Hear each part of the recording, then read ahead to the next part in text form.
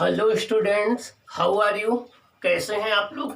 Very good students. अभी इसके previous class में हमने डिस्कस किया था चैप्टर 4 के विषय में, जो है आपका magnetic effect of electric current, जिसमें हम लोगों ने ये डिस्कस किया कि इलेक्ट्रिसिटी मैग्नेटिज्म इंडिपेंडेंट नहीं है, दोनों आपस में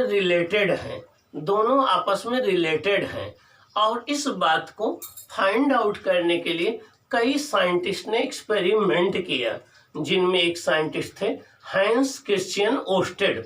उन्होंने 1820 में एक्सपेरिमेंट किया और एक्सपेरिमेंट करके ये फाइंड आउट किया कि करंट और इलेक्ट्रिसिटी मींस इलेक्ट्रिसिटी और मैग्नेटिक फील्ड एक दूसरे से रिलेटेड हैं, ये इंडिपेंडेंट फिनोमिना नहीं है। और उन्होंने 1820 में एक्सपेरिमेंट किया जो ओस्टेड एक्सपेरिमेंट कहलाता है।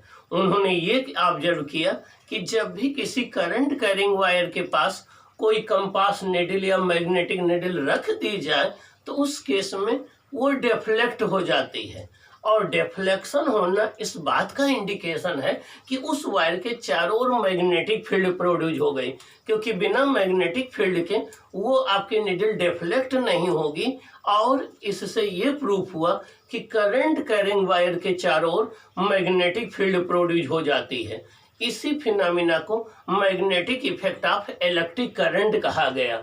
और ये भी उन्होंने ऑब्जर्वेशन क्या किया, उन्होंने ये ऑब्जर्वेशन किया कि जब भी सबसे पहले हम जब भी किसी मैग्नेटिक निडल को फ्रीली सस्पेंड कर देते हैं तो वो हमेशा नॉर्थ साउथ डायरेक्शन में आकर के ठहर जाता है, वो हमेशा नॉर्थ साउथ डायरेक्शन में आके ठहरता है। और जो है जब हम उस मैग्नेटिक निडल को करंट कैरिंग वायर के परपेंडिकुलर रख देते हैं तो कोई डिफ्लेक्शन नहीं होता है मैग्नेटिक निडल में, लेकिन जब हम करंट कैरिंग वायर के पैरेलल मैग्नेटिक निडल को रखते हैं तो निडल में डिफ्लेक्शन आ जाता है। और वो डिफ्लेक्शन ये शो करता है कि वायर के चारों ओर मैग्नेटिक फील्ड प्रोड्यूस हुई, उसने एक मैग्नेटिक टार्क अप्लाई किया, उस टार्क या फोर्स की वजह से वो निडल रोटेट कर गई। क्या ऑब्जर्वेशन किया उन्होंने? ये ऑब्जर्वेशन किया कि जब हम करंट की डायरेक्शन को चेंज कर देते हैं, रिवर्स कर देते हैं, तो डायरेक्शन ऑफ डिफ्लेक्शन भी रिवर्स हो जाता है। जब वायर में हम करंट के मैग्नीट्यूड को इंक्रीज कर देते हैं तो डिफ्लेक्शन इंक्रीज हो जाता है।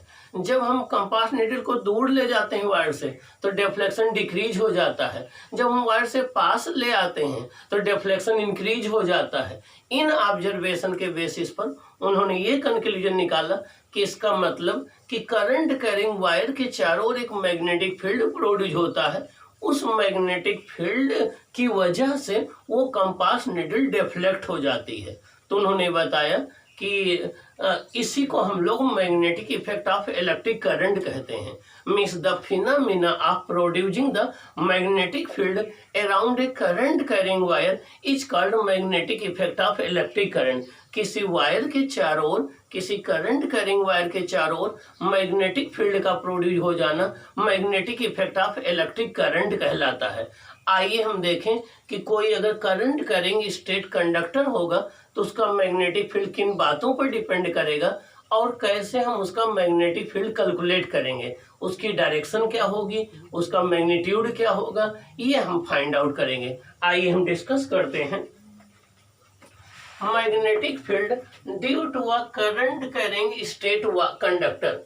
कोई एक करंट कैरिंग स्टेट कंडक्टर है, उसके मैग्नेटिक फील्ड का डिस्कशन हमें करना है। कोई एक करंट कैरिंग स्टेट कंडक्टर है, उसके मैग्नेटिक फील्ड का हमें डिस्कशन करना है। The magnetic field produced by A current carrying conductor depends upon. Experimentally ये देखा गया कि अगर ये कोई एक इनफाइनाइट वायर का स्टेट करंट कैरिंग कंडक्टर हो और इससे परपेंडिकुलर डिस्टेंस r पर हम एक पॉइंट P ले लें, इस कंडक्टर PQ में करंट I फ्लो कर रही हो, तो P पॉइंट पर जो मैग्नेटिक फील्ड प्रोड्यूस होता है वो देखिए दो बातों पर डिपेंड करता है। नंबर एक, it is directly proportional to the current flowing through the conductor. ये जो P पॉइंट पर मैग्नेटिक फील्ड B होता है, ये इस वायर में फ्लो होने वाले करंट के डायरेक्टली प्रोपोर्शनल में होता है। करंट हम इंक्रीज कर देंगे, मैग्नेटिक फील्ड इंक्रीज कर जाएगा, करंट हम डिक्रीज कर देंगे, मैग्नेटिक फील्ड डिक्रीज कर जाएगा। बी प्रोपोर्शनल आई होता है, मीन्स किसी स्टेट करंट कैरिंग वायर की वजह से मैग्नेटिक फील्ड किसी पॉइंट पी पर उस वायर से फ्लो होने वाली करंट की स्ट्रेंथ के डायरेक्टली प्रोपोर्शनल में है। करंट के इंक्रीज होने पर मैग्नेटिक फील्ड इंक्रीज होता है, करंट के डिक्रीज होने पर मैग्नेटिक फील्ड डिक्रीज होता है। और अब दूसरा किस पॉइंट पर डिपेंड करता है, जिस पॉइंट पर हमें मैग्नेटिक फील्ड फाइंड आउट करना हो उसकी करंट कैरिंग वायर से परपेंडिकुलर डिस्टेंस क्या है, इसके इनवर्सली प्रोपोर्शनल में होता है। It is inversely proportional to the distance of the point from the conductor. जिस कंडक्टर का मैग्नेटिक फील्ड निकालना है उससे जितनी डिस्टेंस पर पॉइंट पी है उस डिस्टेंस के इनवर्सली प्रोपोर्शनल में होता है। बी प्रोपोर्शनल 1/r होता है। दोनों इक्वेशन को हम कंबाइन कर दें तो ये बी प्रोपोर्शनल I/r हो जाता है, बी प्रोपोर्शनल I/r हो जाता है। यहाँ पर अब आप देखिए, यहाँ एक तो बी आई पर डिपेंड कर रहा है, एक आर पर डिपेंड कर रहा है। यहाँ से आर इंक्रीज करोगे तो बी डिक्रीज करेगा, आर डिक्रीज करोगे तो बी इंक्रीज करेगा। यही रीजन है कि जब हम मैग्नेटिक नीडल या कंपास नीडल को दूर ले गए थे वायर से तो आर इंक्रीज हो गया तो मैग्नेटिक फील्ड डिक्रीज हो गया था, तो कंपास नीडल का डिफ्लेक्शन कम हुआ था। जब हम कंपास नीडल को पास लाए थे तो आर डिक्रीज हो गया, मैग्नेटिक फील्ड इंक्रीज हो गया, तो डिफ्लेक्शन आपका ज्यादा हुआ था। उसका रीजन यही है आपका। दूसरे जब हमने करंट इंक्रीज कर दिया था वायर में तो मैग्नेटिक फील्ड ज्यादा हो गया था, करंट डिक्रीज किया था तो मैग्नेटिक फील्ड डिक्रीज हुआ था, क्योंकि करंट के डायरेक्टली प्रोपोर्शनल में था। अब यहाँ प्रोपोर्शनलिटी हम हटाते हैं तो एक कांस्टेंट लगाते हैं। तो देखिए यहाँ पर हमने कांस्टेंट क्या लगाया है, के लगाया है। तो B इक्वल टू के इंटू I/r, जहाँ के क्या है, के प्रोपोर्शनलिटी कांस्टेंट है। क्या है, प्रोपोर्शनलिटी कांस्टेंट है। अब के की वैल्यू इस बात पर डिपेंड करती है कि ये वायर कहाँ पर रखा हुआ है और हम सिस्टम ऑफ यूनिट कौन सा यूज कर रहे हैं।